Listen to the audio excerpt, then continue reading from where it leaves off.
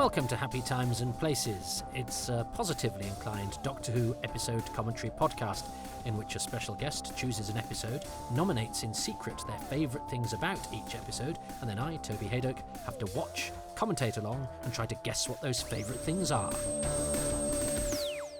Hello, Toby, and listeners to Toby's podcast. My name is Ben. Like Toby, I'm a writer for Doctor Who magazine. I've also co-written a couple of books with Russell T Davies, the Writer's Tale books, still available. The serial that I've chosen for you to watch is Survival. I really did struggle to whittle it down to just 4. I have, for the purpose of this parlour game, so as not to break your podcast, I have whittled it down. Well, welcome back, everybody. It is part 2 of Survival with the fabulous Ben Cook. I mean, he should need no introduction. If you've not read the books that he wrote with Russell T Davies, The Writer's Tale, it's a Bible in those early, heady, exciting years of Doctor Who's return. It was like something brilliant about Doctor Who was coming out every 5 minutes, and that amazing, candid, fascinating book is no exception. And Ben's been a great part of telling of the recent history of Doctor Who.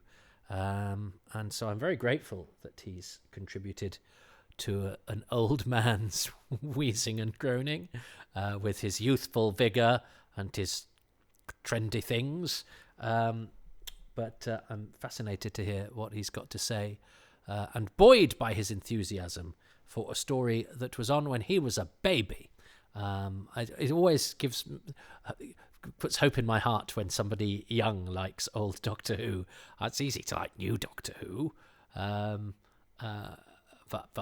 you know, if you don't have any nostalgic pull towards it because you were sort of born after it or you were cognizant after it, I always think I like people who like old things, but that's because I'm a grey-haired Picardigant reminiscer. So, listen, I'm going to press select on episode 2 of Survival, and there will probably be a bit of a delay, and our chances of syncing up are minuscule, but nonetheless, I'm going to go in 3, 2, 1, and here we go. So, here's a confession. This is the last episode of Doctor Who I saw go out live. Gosh, there's a tragic story to tell, and I wonder... Well, we'll talk about it maybe for episode 3.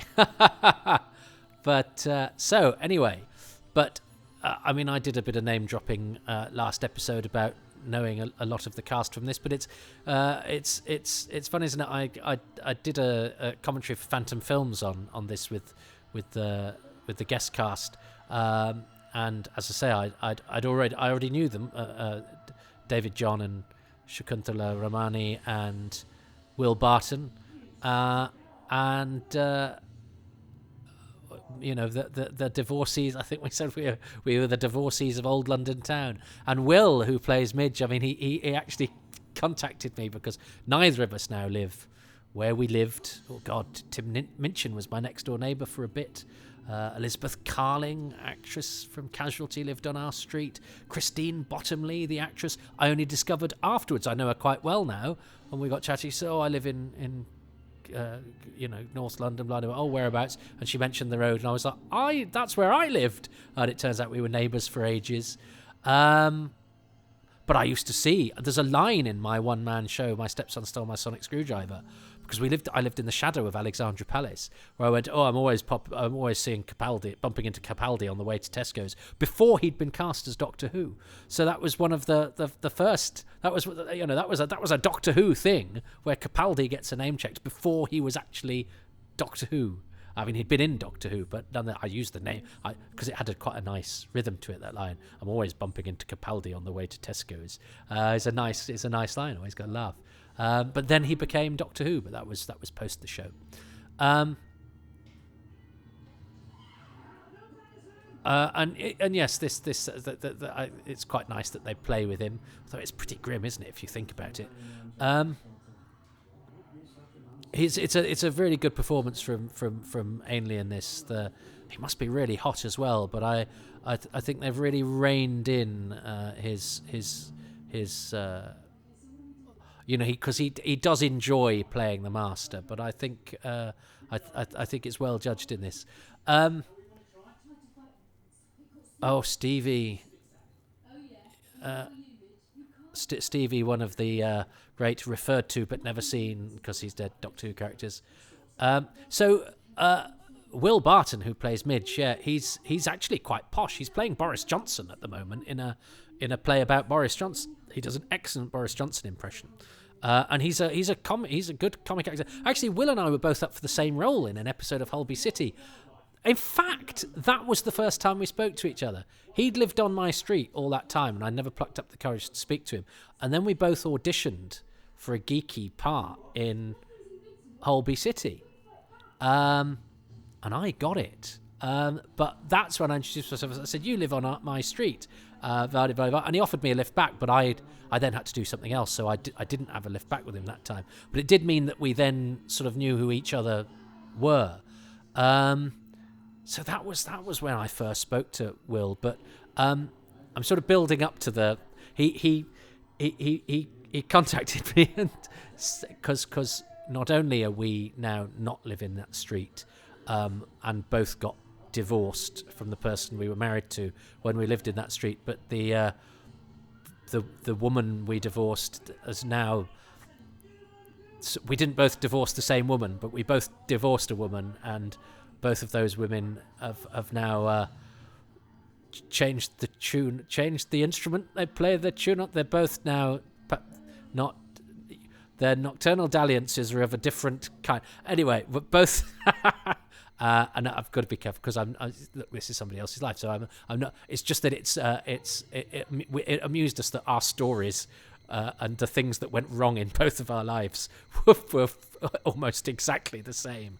And he said, "Can I tell this as an amusing anecdote, or would it upset you?" I said, "No, you could tell it." I like that bit. I think that's really cool. That's because it's really funny because it's this whole elaborate kind of plan, and the cat very coolly. And I like the extension of the claws. So yes, anyway, Will and I have quite a lot that's happened in common. That's a beautiful shot. I think it's very early paint box, but it really works. I was the one that ate the worm stew. I like that. And the characterization is smart here. I know it's quite broad, but the idea that Patterson is, I survive this way. What will you do to survive? And the fact that the guy who thinks he's the tough guy that's done all the survival courses, when it comes down to it, is just as clueless as everybody else. And the idea of do we fight in order to survive? And the Doctor, when the Doctor ultimately uses Ace, doesn't he, in order to? I think it's taking mature themes. Now this guy's called Jack something or other, and he's also one of the husks in Ghostlight. So he was around and about, but he's not long for this world, sadly, because I believe he sort of lands, doesn't he, on the planet and then just yells and runs. Dave John has had a really good career. I remember he's done work at the Exchange, and Shakuntala gets loads of work, and is a really good actress. I know some female actors like being called actresses. My partner likes to be called, I think calls herself an actor, even though she's a female actor. But I know some who are adamant about actress. I love the fact that the Doctor's still got his hat on. He's great at that sort of stuff, Sylvester. And I think the Master's brilliant in this, and the feeding of the cat. And he's aged quite well, but also he's quite sort of gnarled. It's quite, and this, again, that's, you can see that the picture in the wide shot has been sort of paused, as it were, in order to feed everybody in. But it's, I remember these effects at the time being, cutting edge, and I don't think they've aged particularly badly. And I think this location is brilliant. And I love the sort of I think that the Cheetah People extras do great work with the sort of playing around, the cat games that they do. And this it's quite an arch metaphor of the planet. The more that its inhabitants fight, the closer to destruction the planet gets. But I think that symbiotic relationship the creatures have with the world, I think, is a really interesting science fiction idea, and it doesn't have to get into the mechanics of it.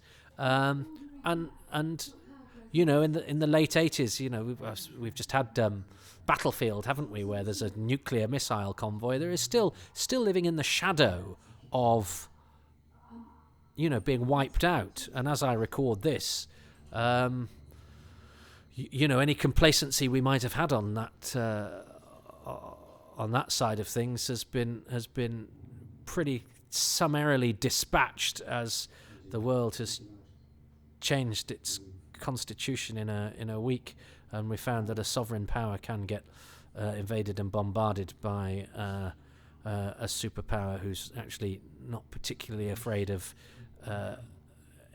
any of our calls for what we see as the right way to do things. So that reminder of the potential that we have for destruction, and and our instinct to fight, is something that good science fiction wrestles with. And I think this this has to do it in something that's got an eccentric hero and certain science fiction element, and can only go so far in its depiction of violence. And I think it judges it really well. And I think it's I do remember this episode at the time. I do remember thinking, for all the story that it's got to tell, they do largely spend the episode running around, and instead of running through corridors, they're running through corridors.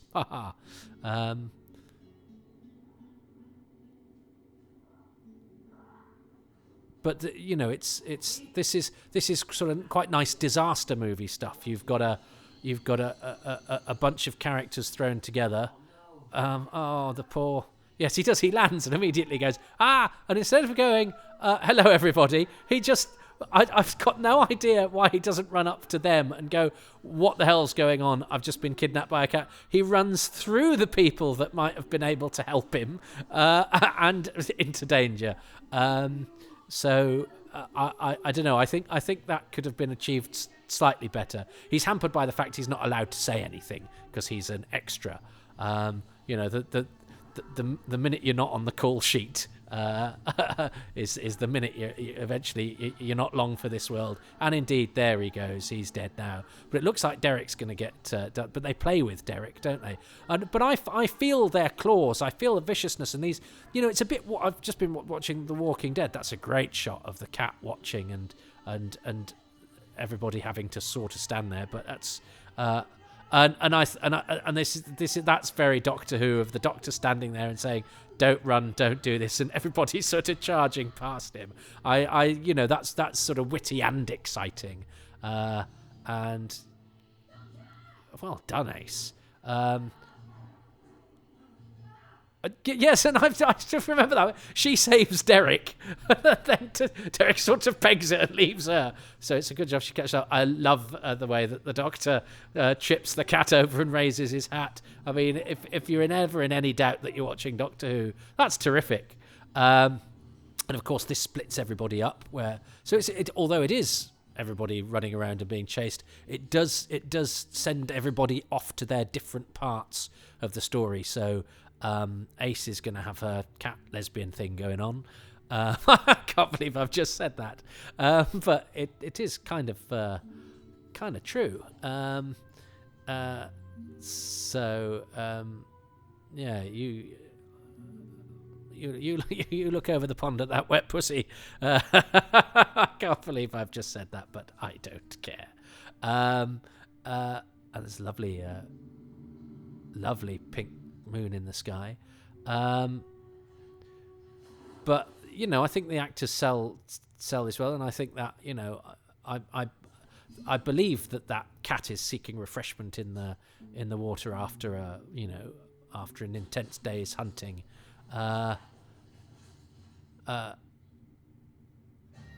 It's great. And the scary eye. And then the Doctor, and there's great use of the sort of silhouette against the skyline. So yes, although it is a bit of running about, there is a bit of plot, because everybody has to go and serve the factions. But yeah, I was saying I've been watching the Walking Dead, and that, seeing people, in slightly tatty clothes, with quite sort of visceral enemies. I feel the scratch on everybody's arm. It feels dangerous. Even though they are sort of quite cuddly, but but they make real good use, I think, of the fact that they are, these cats, for all that they've got, 2 legs and are humanoid in shape. The fact that they play with each other, the fact that they get distracted to have a fight, which enables our human characters to get away or do different things, or be ignored. I think I buy all of that. I think that's cleverly conceived and quite well done. And I think these costumes are fine. You'd want them a bit tighter fitting now. You'd want them to look a bit slightly less costumey. But I think they're attractive, and they do the job. When they fight each other, they trigger explosions. Now you see, I don't quite know how that works, but I think it's I think it's a nice metaphor, and I think that's the kind of thing that Doctor Who does well if you let it. You've got to admire a story that is trying to do more than just tell a story. I like your badges, is the cat saying.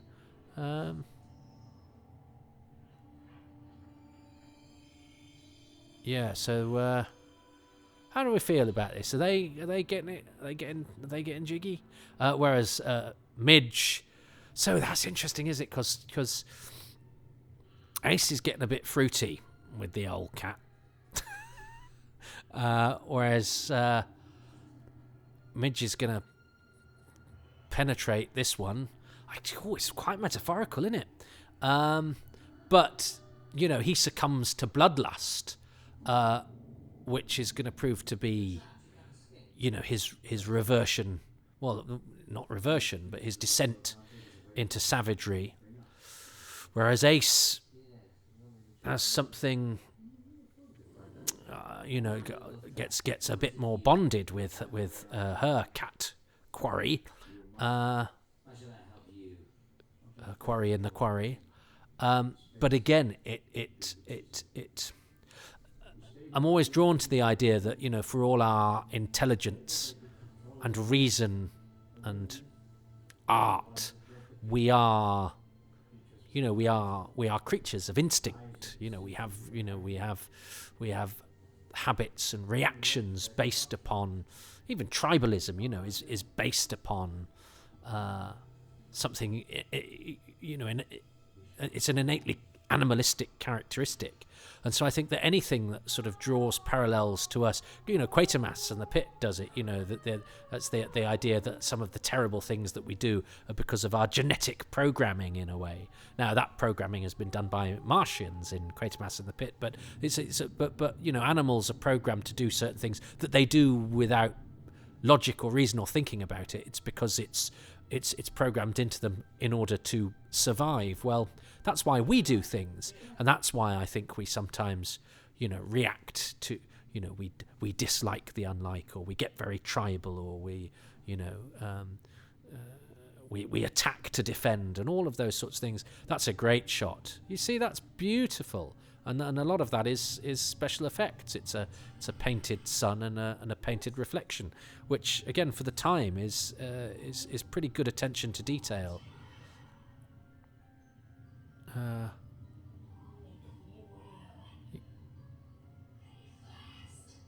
Oh yes, I'd forgotten this. So she's pulled her out of the water. So now she has to give her the water, and then they're going to become They're lovely cat lesbians. I don't know. It just amuses me to say that. I know it's childish. But there's no point in being grown up if you can't be childish sometimes. I mean, did I pick up much of the? But I like the sort of subtext about, awakening passion. I think Ace, as a 48-year-old man, Ace doesn't translate brilliantly as a teenager to me.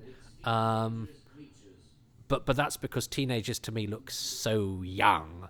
And I think in these days, you would probably have younger looking actors as all of these characters, which might make, I think, some of the subtext about sexual awakening and that terrible battleground that your body is when you're a teenager. I have a teenager doing that themselves at the moment, and it's in fact I've been watching something set in a school recently, and I found it terribly moving because I was terrified at school. I was terrified of authority, of getting into trouble. I was also terrified of my peers who could be unkind and who could be cruel. I was terrified of what the future had in store, and all of that, trying to understand the world whilst your body was as I say, doing all sorts of strange things, and it was playing with your hormones, which plays with your mind. It's a time of great heightened emotion and great sadness, and I get terribly moved when I see young people, because I know how intense that emotion can be when a friend blanks you, or something happens with a parent or at school that seems like the end of the world, and that sheer gut-wrenching emotion that can happen, and I think I think all of that would be slightly more effective in this if the actors looked a bit younger.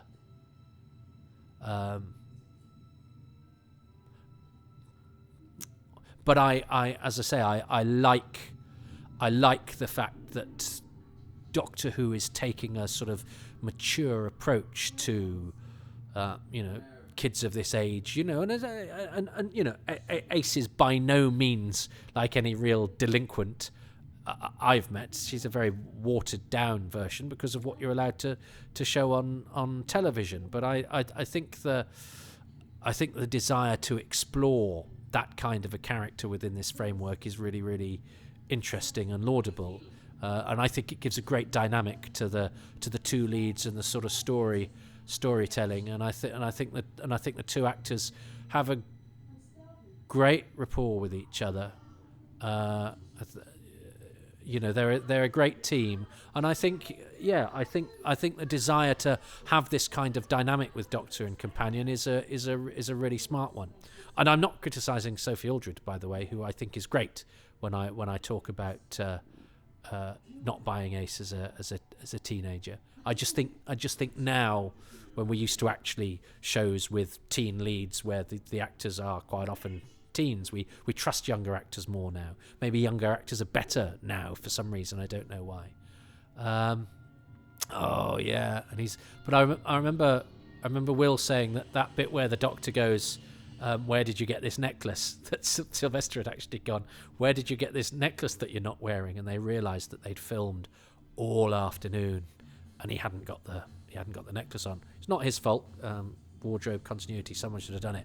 But apparently Alan Waring walked away with his head in his hands. But they got it sorted. And apparently it's baking hot. But this is, and there's a really interesting message about, succumbing to our inner beast. There's a lot going on. And it is slightly more than just people running around this week than I'd certainly felt at the time. So these are the last minutes of Doctor Who that I watched go out actually as they were broadcast, and we will explain why next time. And I think Ainley does all the sort of I'm the master taming this creature, go home. And I think that's a really nice idea. The cat flap. It was called. I remember when it was first announced. It was called cat flap. But this idea becoming the savage creature is the gateway back to the world. He doesn't remember his name. I think that's really. I think that's a really economical, brilliant line. And that's very good, because then they start getting paranoid, and of course, Patterson starts casting aspersions. I like that. There could have actually been a little bit more of that. They could have played with that. Who's going to turn? You could have had an whole episode of that actually, but instead they leap to do the storytelling, and that is a cracking cliffhanger. Again, the picture's slightly fuzzy, because in those days the the effect involved certain bits of manipulation, which means that it kind of stands out a little bit. But I think that's a terrific cliffhanger. That Ace is the one who is going to take them home, because she's the one that's had her wild side opened up. Poor old Derek didn't get a single credit because of the stunt. Because of the stunt arranger. Okay, so that was episode 2 of Survival. These credits are nice and long, aren't they? And you can read all of them. When I am king, credits will be like this again. So I have to choose something for episode 2. Tricky. I think I've got to choose the metaphor at the heart of the story. The fighting hastening the planet to destruction, and the idea about succumbing to your animal instincts, and how those are within us, and how those can be awakened by either by a visceral thrill, in Midge's case by the kill, the hunt and the kill, and by Ace's by the connection, the frisson of physical proximity and connection, mental and physical. And I think all of that stuff's really interesting, and I think it's really well deployed. It's maturely deployed in the story and in the scripting. And as I say, sometimes it's perhaps very to the fore, but I think that's okay, because you've also, it's there are school kids watching this, but you're also throwing in a bit of a sapphic undertow and some really interesting thoughts on, innate bloodlust and all of that sort of stuff. I think good for them for remember, this is the series that in recent years has had red-tongued aliens invading Butlins and somebody from Dynasty yelling at a giant brain. I think in high heels and shoulder pads. I think Bertie Bassett cooking for Margaret Thatcher. I think it's maturely done. That's my thing, and I'm sticking to it for part 2. What does Ben Cook think? And that was part 2 of Survival. A great episode. And it's all good, obviously. Now, Toby, I have tried not to choose specific actors, because I know you try to avoid choosing actors, but I couldn't not choose Anthony Ainley's Master as my favourite thing about part 2. By the time Anthony Ainley takes over the character in the 80s, the Master does just become every inch the sort of moustache twirling panto villain. I don't want to be mean, but it's a little it's a choice. But suddenly then in Survival you get that performance. You're like, where the hell did that come from? In the show's dying moments, we get a whole new, desperate, feral Master. I wish that Anthony Ainley had been given the opportunity to do that sooner. Imagine that Master. Imagine the Survival Master opposite Colin Baker's Doctor. or opposite Peter Davison's Doctor. My only criticism, if I was to make one tiny criticism, is I wish that they had saved the reveal of the Master till the part 1 cliffhanger rather than hinting at it over the course of part 1. But I think just the Master in part 2 and part 3 is just incredible. Go watch part 3 and I will reveal my final 2 things, my favourite thing about part 3 and my bonus thing in another 25 minutes or so. Bye.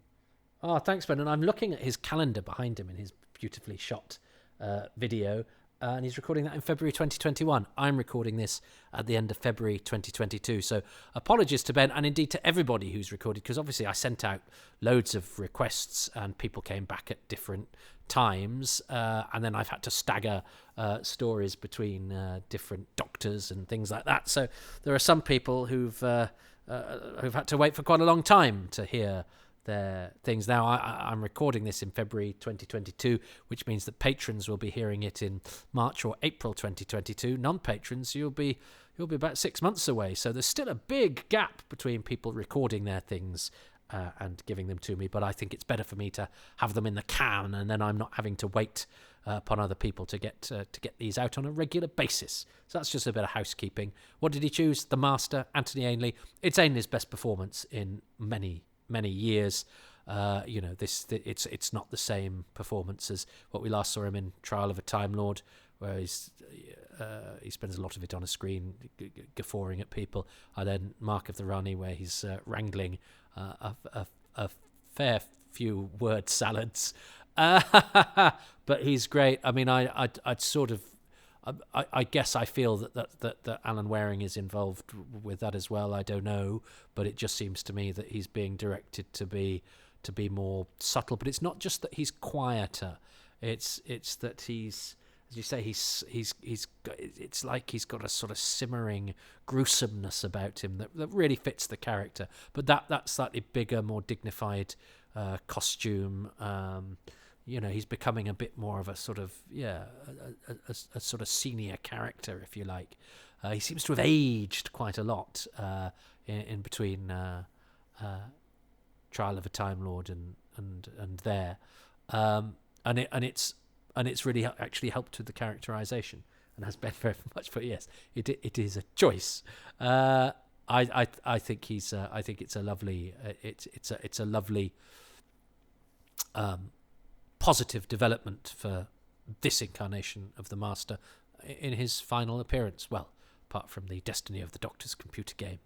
And Anthony Ainley just started to be involved in the DVD range, didn't he? Did the commentary for Keeper of Traken, and then he passed away. And I think because he's quite an enigmatic character. I know somebody who played cricket with him, who had some hair-raising stories. Well, some toupee-raising stories, but also some very interesting stories about Anthony Ainley, who seems to have been quite a character. And I know Doctor Who fans respond to him in different ways, because I think he could be quite rude to some Doctor Who fans asking him things, and then really helpful and really game, I think, depending on what mood he was in. But aren't we all different depending on what mood we're in? And I think he certainly took against John Nathan Turner latterly, and so was cautious about what he invested his time in and what he was getting paid, which he's perfectly entitled to do as a self-employed performer, even though I think he was of independent means and didn't need to work, because he was from an acting dynasty. But nonetheless, you do what you want. But anyway, I never had the pleasure. I would have been fascinated to have known a little bit more about Anthony Ainley. It's odd because he's actually as a figure from recent Doctor Who for me. I know some of you young people are listening and going, but the 80s was ages ago. I grew up. I was alive in the 80s. I was conscious. I was cognizant. Anthony Ainley was a character from modern Who, and it seems so odd that somebody can be an enigmatic figure from relatively recent history. I've just been researching Reginald Tate, the actor who played the original Quatermass, and just trying to get aspects of his character in order to put them in this book I'm writing. And I found some interviews, only no oral history, but interviews with him in newspaper articles and things like that. So I've got a little flavour of the man, and it's lovely piecing all of that together. But I can't get a smell of him or a taste of him or the touch or the feel of him.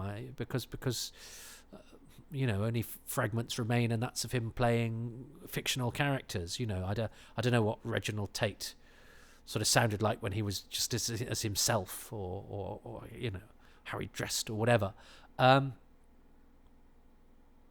Sitting down to eat a meal and all that.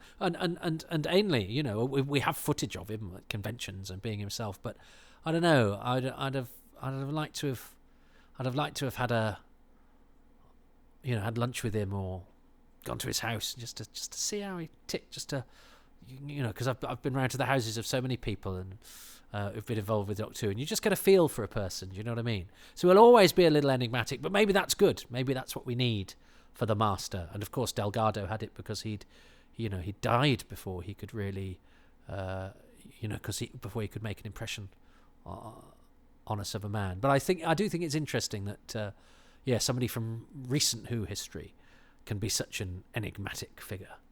But it is one of his best performances. Good choice by Ben. Well, join us next time for the last episode of Doctor Who. My goodness. Doctor Who's final flourish. Before it was cruelly snatched from us. Well, not snatched from us. Snuck away in the night with nobody ever really telling us until much, much later that they'd nicked it. Anyway, thanks to Ben. Thanks to you for listening. And join me for the final episode of TV's Doctor Who next time. Take care.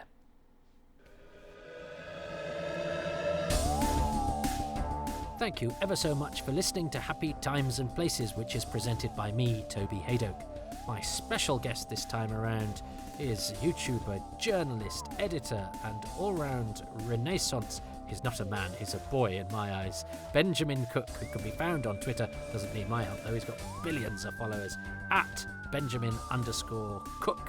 Please do follow him there, and please convey through the psychic planes your thanks to the various patrons that make these podcasts possible, because I'd certainly like to. They include Joe Llewellyn, Darren Mackay, Ian K. McLachlan, Nathan Martin, Adam Parker, Barry Platt, Risto Matti Sarillo, David Trainier, Luke Atkins, Peter Adamson, Kevin Ashelford, Will Brooks, Rick Byatt, Robin Bland, Alex Kafajoglu, and Paul Carnahan. The music for these podcasts is by Dave Gates, and the podcast artwork by Dylan Patterson.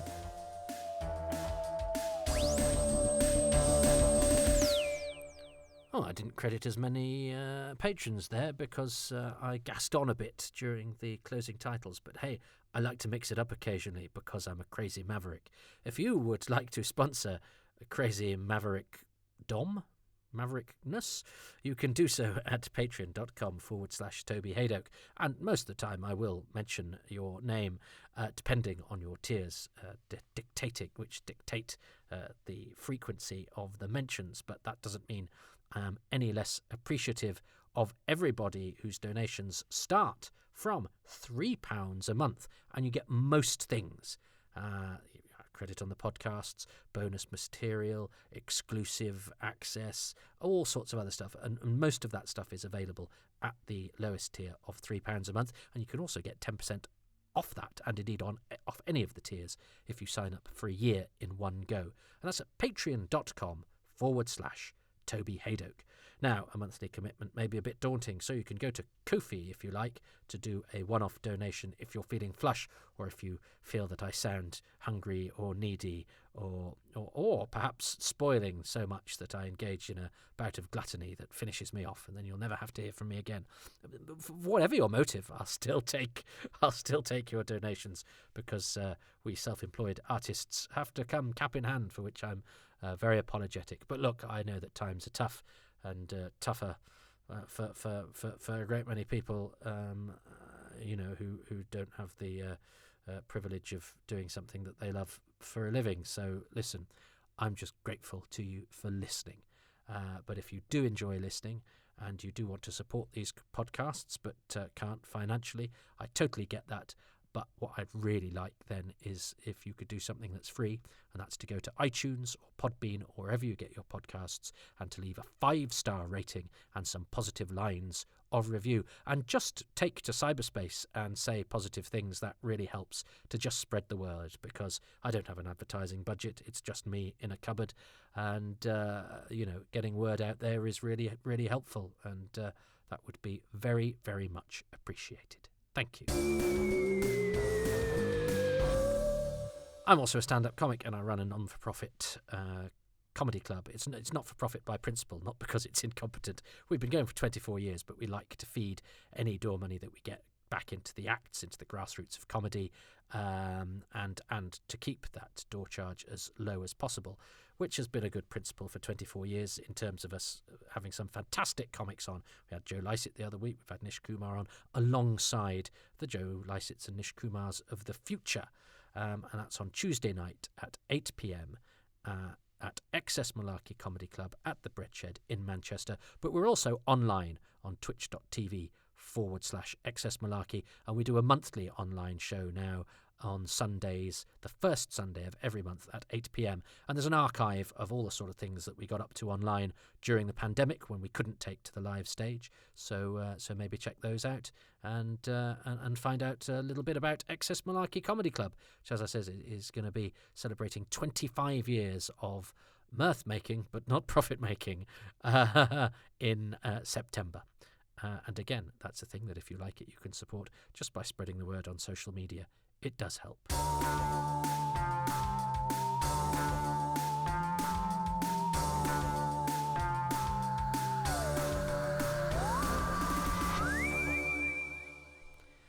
I worry I'm a bit name droppy, but it's not me going, oh, look at who I know, clang. I mean, the Joe Lycett Nish Kumar thing I've just done is to show that, the comedy club that I work at has some pretty good people for a low door fee. But, dropping the names of Doctor Who people that I've met, it just tickles me, and I don't underestimate it. I'm certainly not knocking the people. I love the fact that I've met them, but I'm also, I'm not brandishing it as a great currency. It just tickles me. I lived in the countryside in the middle of nowhere. The idea that I would ever get sprinkled by the stardust that coalesced to make Doctor Who was completely alien to me. I knew nobody in the business. The idea that one you could even get an equity card if you had my background and didn't know anybody in the business was, it just seemed so out of reach. So the fact that I've met a lot of the cast of Survival is not me trying to lord it over anybody, because that would be absurd. It's not a great claim to fame at all, but I nonetheless love the fact that it happened and what it represents, and I hope it comes across like that. But I don't know. It's agony. Do you know what? It's agony. I know it's all. I know everything's relative. It's not the same agony as working down a mine or doing a 24-hour shift on the NHS. But putting your thoughts down and then going, should I go through that and change that and edit that and qualify that? And in the end, you just have to go, look, I said what I said at the time, and I will just wang it out there. But it then does cause you sleepless nights. Why do I do this? Why didn't I become something else for a job? This isn't even a job. Why didn't I do something else? Why don't I do something else? Should I do something else? Shall I? Nope, I'm just going to go and watch Survival 3. Sorry. But at least I had a crisis of conscience. I'm like the villain's sidekick who wavers just at the end, and perhaps that wavering buys the hero some time. But I still die a horrible and deserved wretched death.